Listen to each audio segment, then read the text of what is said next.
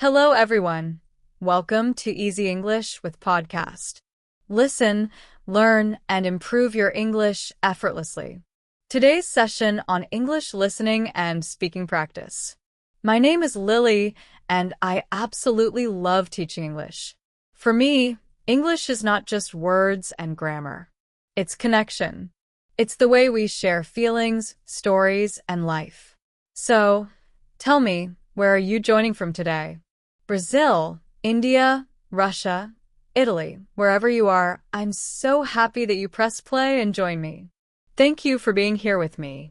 Now, you might be listening from your kitchen, or on the bus, or maybe while walking. That's okay. You can practice anytime and from anywhere. English listening practice, especially with shadowing, is very powerful. All right, so you might wonder, Lily, will this really help me speak better? And my answer is yes, it will. Because the more you listen, the more you speak, the more you feel the rhythm of English, the more natural your voice becomes. You might be learning English for school, for work, or maybe just for yourself. Whatever your reason is, it's a good one. You're doing something amazing for your future. So, take a deep breath with me. Inhale and gently exhale. Good. Now, let's relax and enjoy this time together.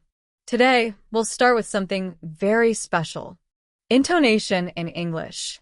Intonation means the music of English. How your voice moves up and down when you speak. All right. Now, let's understand intonation properly.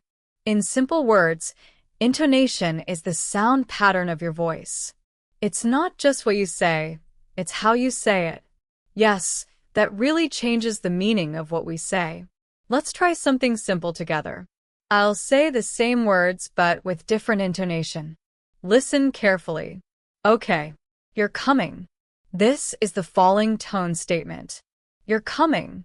This is the rising tone question. Did you hear the difference? Same words, but a different feeling. When my voice goes down, it sounds sure like I'm giving information. When my voice goes up, it sounds like I'm asking or checking. All right? So you might think, oh, that's small. But no, this little change can completely change meaning. Sounds confusing. No problem. Let's understand this with more examples. I'll say the sentence. Please notice the intonation. Okay? It's raining. It's raining. You're busy. You're busy. Did you catch the difference? Very nice. And can you feel the rhythm? The voice moves like waves up and down gently. That's the melody of English. And when you use it, you sound more natural, more confident, more you.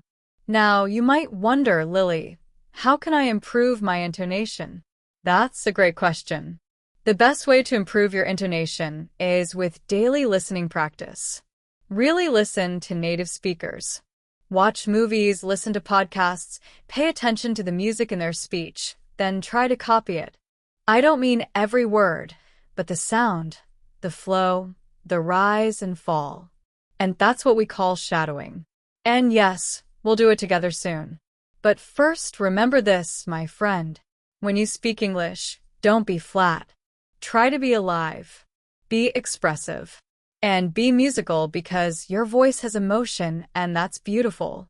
Okay, dear learners, let's stay here a little longer. I know intonation can feel confusing at first. So don't worry. Let's take it slowly together. You might be thinking, Lily, I understand the idea, but I can't hear the difference yet. That's totally okay. Your ears need a little time to get used to the melody of English. So let's practice more. Listen carefully. And this time, really notice how my voice moves. It can change the meaning completely. Falling tone. Your voice goes down at the end. You're coming. This means I know you're coming. It's a statement. Rising tone. Your voice goes up at the end. You're coming. This means I'm not sure. It's a question. Now repeat after me slowly. You're coming. You're coming. Good. One more time. You're coming. You're coming. Can you feel the difference? The words are the same, but the music changes everything. Okay, let's try another example. It's cold. I'm saying it's cold. It's cold. I'm asking or surprised. Repeat after me. It's cold. It's cold. Nice. Did you notice the difference? Let's try one more example. You finished means you are done. You finished means are you sure? Really? Now repeat after me. You finished. You finished. Awesome. Now, did you notice the difference this time? Can you hear how English uses tone like emotion?